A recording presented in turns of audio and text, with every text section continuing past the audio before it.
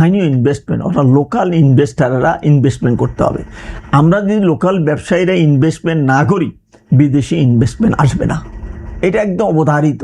Banking খাতের সংস্কারটা খুবই দরকার এবং বিগত গভর্নমেন্ট একটা উদ্যোগ নিয়েছিলেন। এই গভর্নমেন্ট সংসদে একটা আইন পাশ করেছিলেন এবং কতদিন আগে 18 খ ধারা, যেটা খুব বিতর্কিত, এই ধারাটা এখন উইথড্র করেছেন গভর্নমেন্ট। আমি ধন্যবাদ জানাই সরকারকে যে তাদের সুবিধা হয়েছে, যাতেই যারা ব্যাংকে লুণ্ঠন করেছে তারা যাতে আবার ব্যাংক দখল করতে না পারে, ওই ধারাটা এখন উইথড্র করেছে।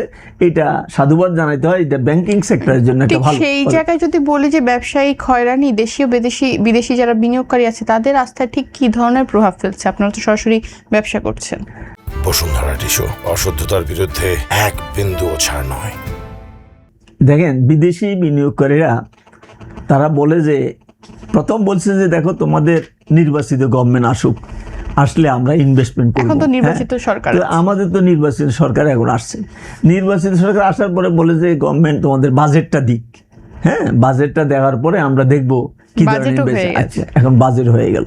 আচ্ছা, বাজেট হওয়ার পরও তারা অবজার্ভ করতেছে গভর্নমেন্ট কি কি পদক্ষেপ নেয়। সবচেয়ে বড় ব্যাপার কি জানেন, বিদেশি ইনভেস্টমেন্ট আসার জন্য প্রথম যে কারণ হলো স্থানীয় ইনভেস্টমেন্ট অর্থাৎ লোকাল ইনভেস্টাররা ইনভেস্টমেন্ট করতে হবে। আমরা যদি লোকাল ব্যবসায়ীরা ইনভেস্টমেন্ট না করি বিদেশি ইনভেস্টমেন্ট আসবে না, এটা একদম অবধারিত।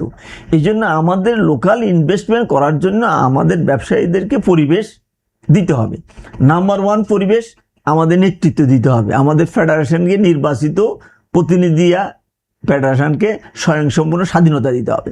ওখানে আগের গভর্নমেন্টের মতো নমিনেটেড প্রথা করিয়া, যাতে ওই 40 জন নমিনেটেড ডাইরেক্টর ছিল, শেখ হাসিনা যাকে তাকে ডাইরেক্টর মানার দরকার, সভাপতি মানার দরকার, উনি বলে দিতেন, তারা ডাইরেক্টর হইতো, তাদের পরিচালিত এবং তার গভর্নমেন্টে একটা অফিস হিসেবে চলতো। এই গভর্নমেন্ট সেটা করবে না আমরা আশা করি। আমরা চাই যে এখানে কোনো নমিনেটেড প্রথা থাকবে না, নির্বাচিত প্রতিনিধিরাই এফবিসির সভাপতি, সহসভাপতি এবং ডাইরেক্টর করবে এবং তাদের ভোটাধিকার তারা প্রয়োগ করতে পারবে। দেখেন 24শে জুলাই কি ছিল? আমাদের অধিকারের আন্দোলনের কথা ছিল। 24শে জুলাই ভোটাধিকার আন্দোলন আমাদের কথা ছিল। তো ভোটাধিকার তো জাতীয় সংসদ গঠিত হলো, ভোটাধিকার তো প্রাথমিকভাবে অন্তত এস্টাবলিশ হলো তো, কিন্তু আমাদের এফবিসি ভোটাধিকার আমরা এখনো পেলাম না। 24শে জুলাই চেতনা যেটা ছিল, এটা প্রধানতম একটা চেতনা ছিল অন্যায়ের বিরুদ্ধে চেতনা, বৈষম্যের বিরুদ্ধে, অন্যায়ের বিরুদ্ধে, তাই না? ভোটাধিকার হরণের বিরুদ্ধে আমাদের আন্দোলন ছিল, কিন্তু সে আন্দোলনে ফসল আমরা এখন পাইলাম না। এখন পর্যন্ত আমরা নির্বাচন এফবিসি গঠন করতে পারলাম না। তো এই জন্য প্রথম নেতৃত্ব আনতে হবে। দ্বিতীয় যেটা হইলো এই যে আমাদের ব্যাংকিং খাতে শৃঙ্খলা ফিরিয়ে আনতে হবে। ব্যাংক খাতগুলো যদি আমাদের ঠিক মতো ফাইন্যান্স না করে, যেমন আমাদের হাজার হাজার ফ্যাক্টরি এখন মেশিনারি আইডেল পড়ে আছে, ওয়ার্কিং ক্যাপিটাল দিতে পারছে না, আমি প্রোডাকশনে যেতে পারি না। এটা গভর্নমেন্টকে অ্যারেঞ্জমেন্ট করতে হবে, পলিসি সাপোর্ট দিয়ে। যেমন গভর্নমেন্ট একটা উদ্যোগ নিয়েছে, কিন্তু এখনো সার্কুলার হয়েছে, বাস্তবায়িত হয়নি। 20,000 কোটি টাকার একটা ফান্ড দিয়েছে গভর্নমেন্ট বন্ধ কারখানাগুলো চালু করার জন্য। আমি মনে করি এটা অত্যন্ত চমৎকার উদ্যোগ, কিন্তু এটা দেখেন এখন পর্যন্ত কোনো এক্সিকিউশন হয়নি। আমি ব্যাংকে পাঠাইলাম, দরখাস্ত পাঠাইলাম যে আমাদের এই ফ্যাক্টরি বন্ধ আছে, আমাদেরকে ওয়ার্কিং ক্যাপিটাল দেওয়া হোক। তারা ওয়ার্কিং ক্যাপিটাল দেবে, আপ টু 200 কোটি টাকা পর্যন্ত দেবে।